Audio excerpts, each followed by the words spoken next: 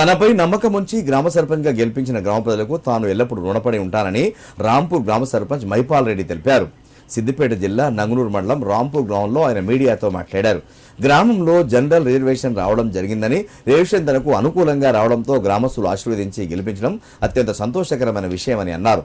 తనపై నమ్మకం ఉంచి గెలిపించిన గ్రామ ప్రజల నమ్మకాన్ని వమ్ము చేయకుండా వాళ్లకి ఎల్లవేళలా అందుబాటులో ఉండి గ్రామాభివృద్ధికి కృషి చేస్తారన్నారు.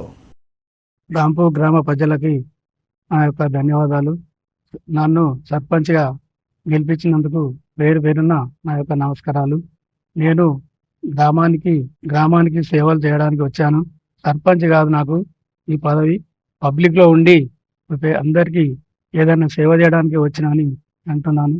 ఇంకొకటి ఏంటంటే, ఊర్లో ఏ సమస్యలు ఉన్నా ఎవరైనా ఏ పార్టీ అయినా ఆ పార్టీ ఈ పార్టీ అని కాకుండా నా మనస్ఫూర్తిగా నేను అందరికీ సేవ చేద్దామని ముందుకొచ్చాను.